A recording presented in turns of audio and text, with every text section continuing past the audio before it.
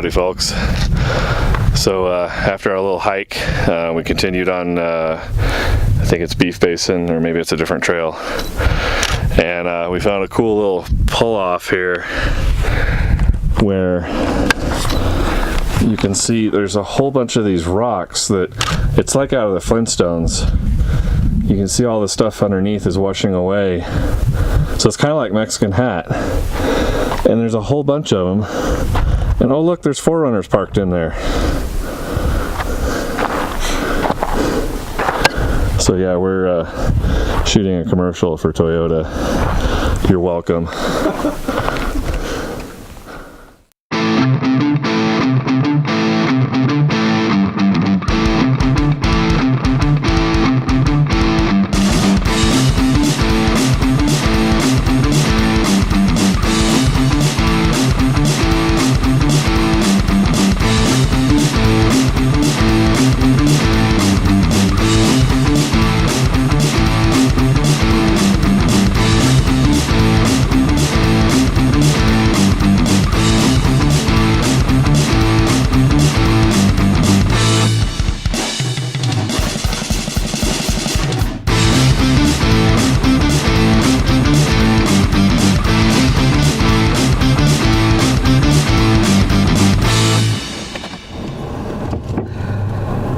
So we've made it most of the way on Beef Basin Road, almost all the way back to the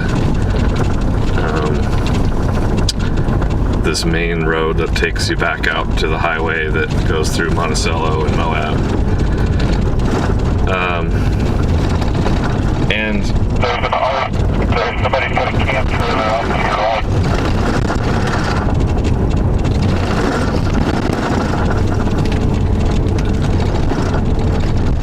yeah, I see him. And I guess this part of the road must be a lot more accessible because even though it's got a bunch of washboard, there's just a whole bunch of people up here. I don't know if they're just camping or if this is a hunting area or what's going on, but yeah. All of the campsites that we had scoped out on the map are taken by not just one car, but like each spot has several cars. It's interesting.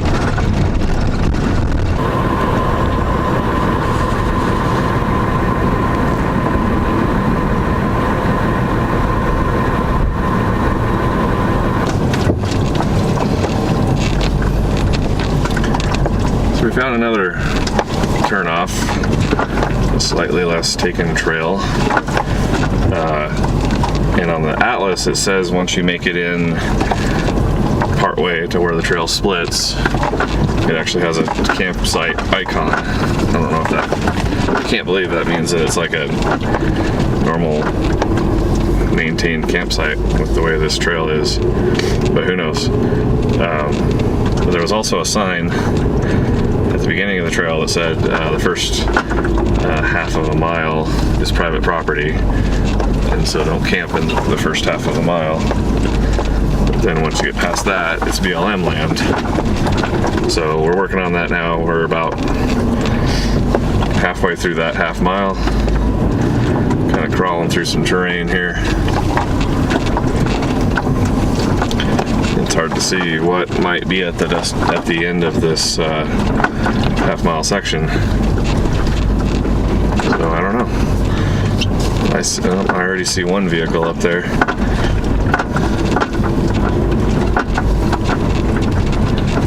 Not really excited about sharing a campsite with a bunch of people, but we may have to do that with how many people we've seen in this area.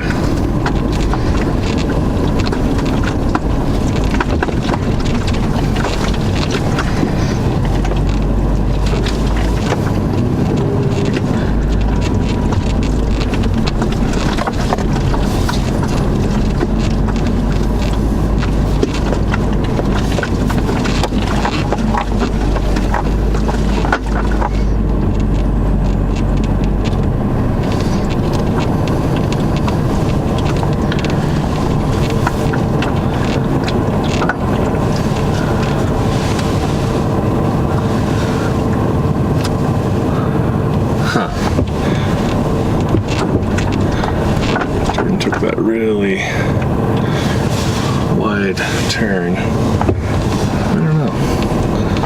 Part of me wants to just go. From here if you want to try it. Yep, straight ahead. You got a good line. Plenty of clearance all the way around. Keep it up. Plenty. Nowhere near it. Thanks, man. So we're like 4/5 of the way to that Y. Great copy. I missed your last. I do see 1 or 2 vehicles. There's like a white van off to the left. That's what I was talking about.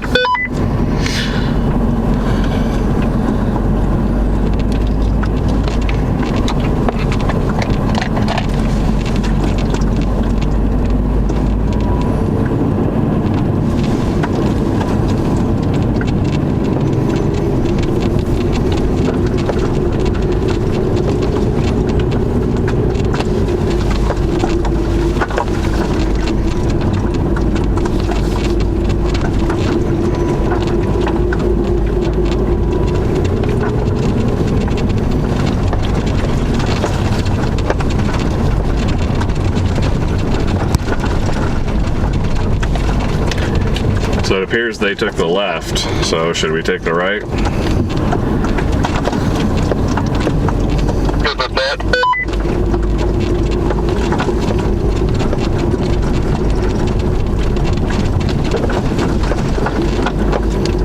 Taking the right.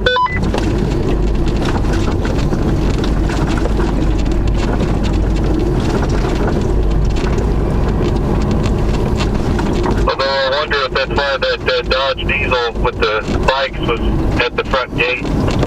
If this one's taken too. Oh, if they went all the way back in there. Well,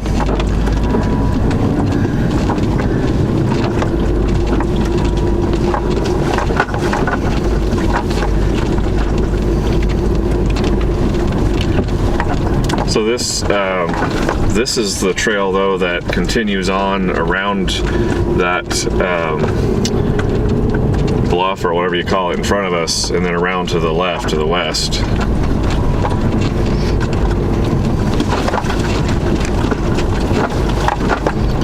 Copy.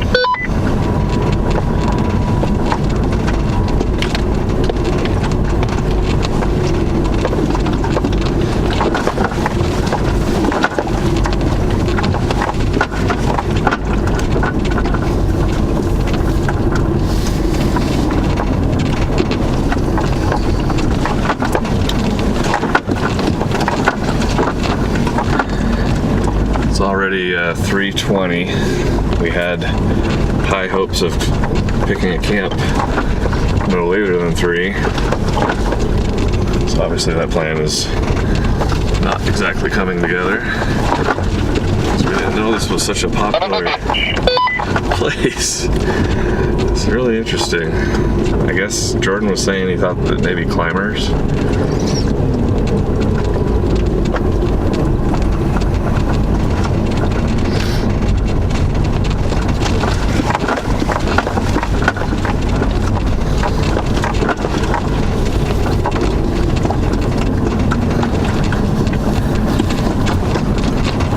Good job.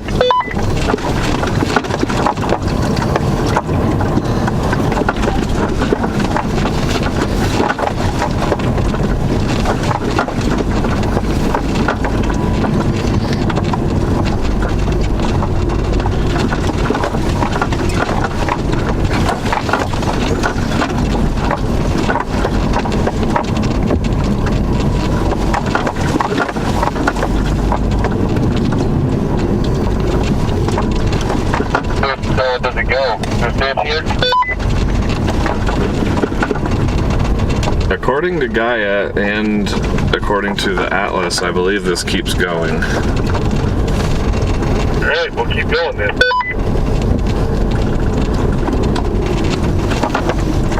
There's a picnic table on the left. Obviously someone's taken it, but this is a actual campsite. That's so bizarre.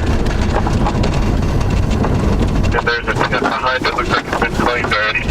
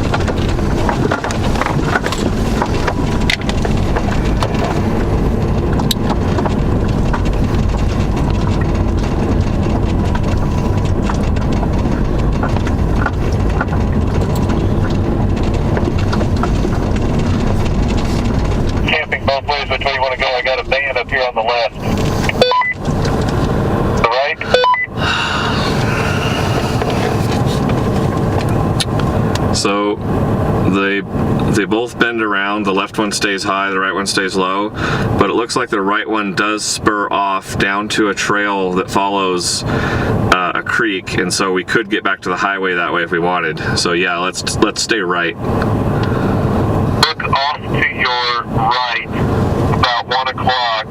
There's a house off in the distance. Wow, I see it. It blends in really well. Looks like it's interesting.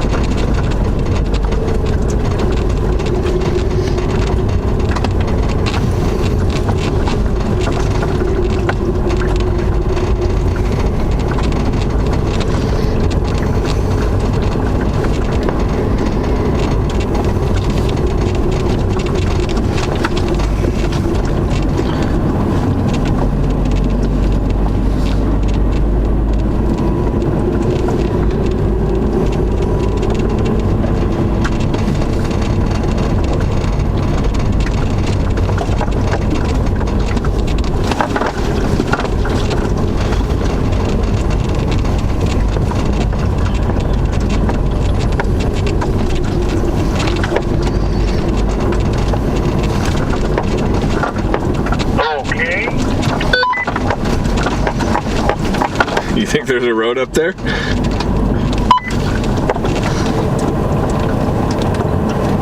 It does descend. Maybe we take a look at it. Oh, this is a camp spot right here, number 9. Park. Put it in park. Come here, look at this.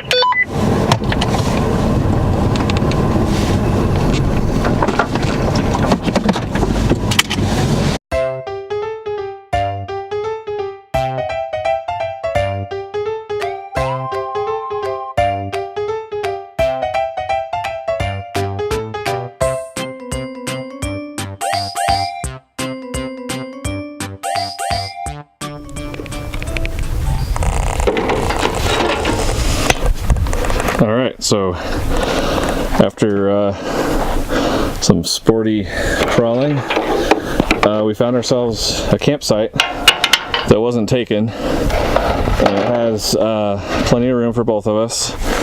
You know, it's right next to the trail, which I usually don't like, but this particular trail, nobody's going to be flying by 40 miles an hour, that's for sure. You can see the terrain. There's some good rock crawling through all of this, and it's funny because Jordan pulled right up here and stopped, and I was like, well, why is he stopping? Does he like this spot, or is there an issue? And then here it is. You can see he noticed a pretty decent obstacle, so we decided to take this spot, and I think it's going to work out really well for tonight. And then we're going to take a hike here and go scout this. We think we can handle this obstacle. It's going to take a little bit of rock stacking, I think, just so we don't, at least in my case, so I don't drag the rear.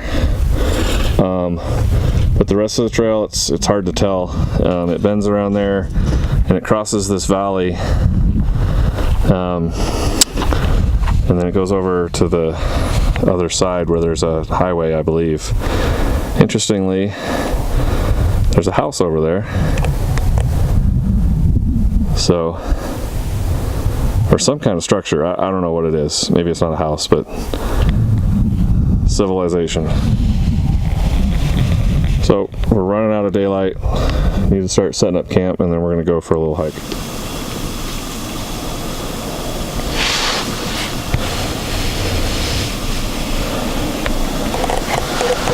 Oh, hi there. Hey, welcome back.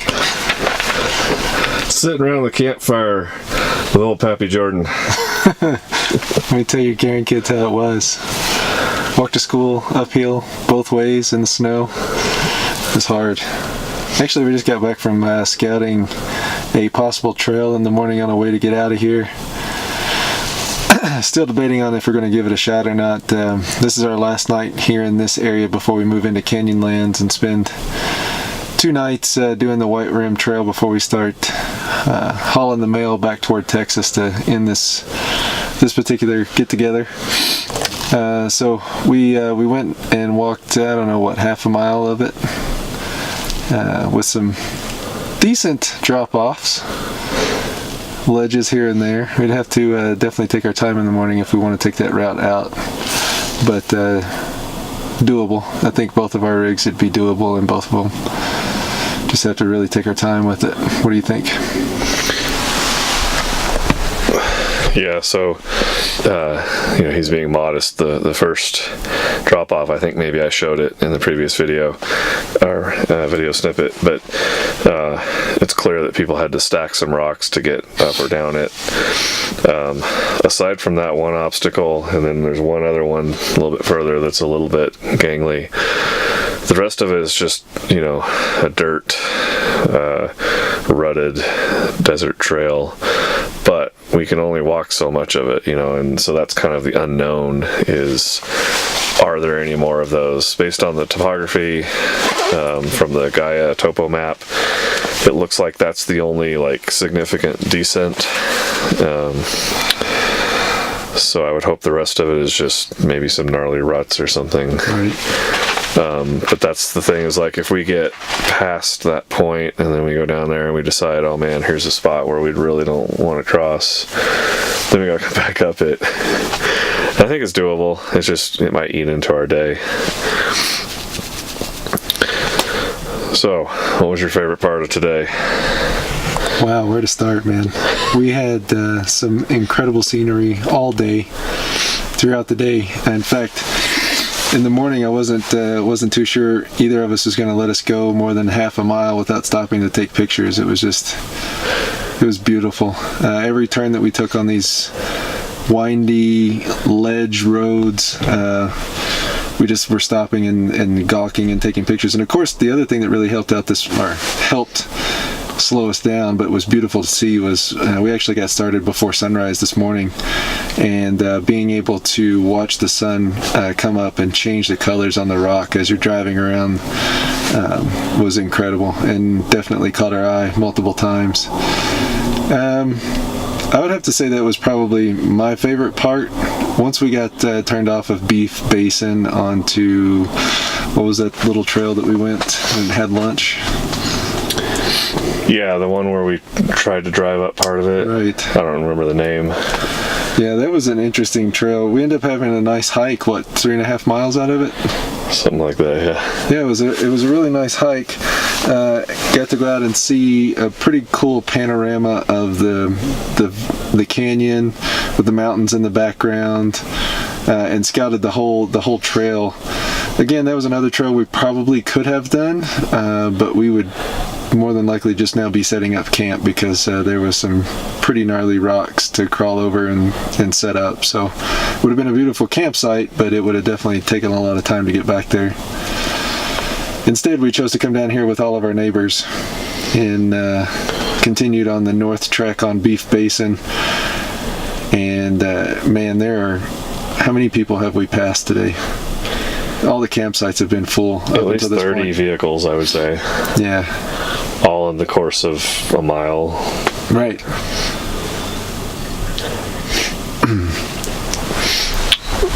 So, something else we've been trying to fit into our programming is little associations between off-roading, overlanding, and what we do for a job. So flight control, working in mission control, and so we had a few experiences today and yesterday where our comm protocol, we kind of had to hash that out. So Jordan's got a nice ham radio set up. I still need to learn how all that works and take the course so I can legally operate a ham radio. Then I think we'll have a better comm experience. But for the time being, we just have a set of handhelds.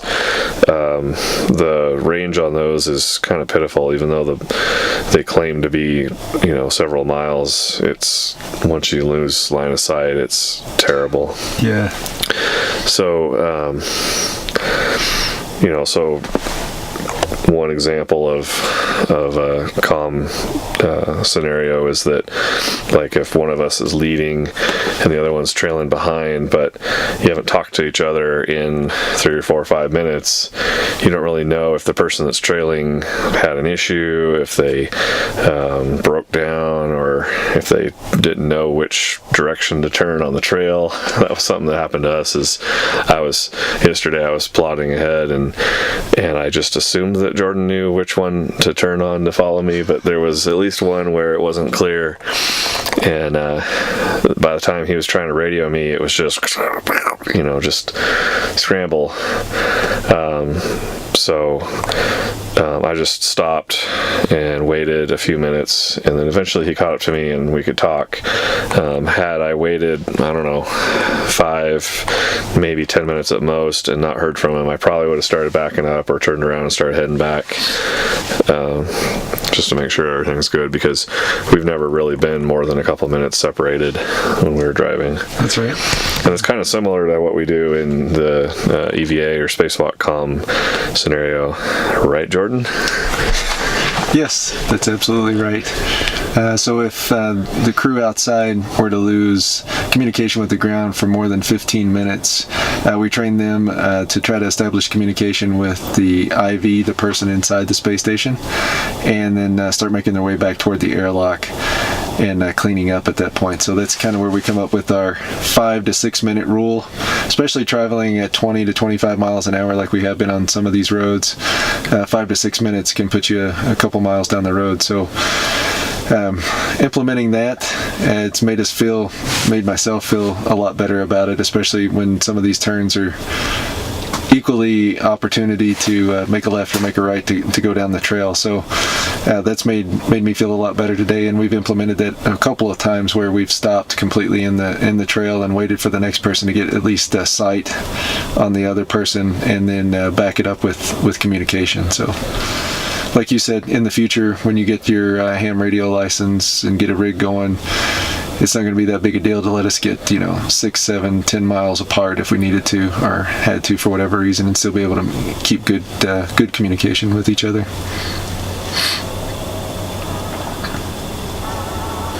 Anything else you want to talk? No, that's good.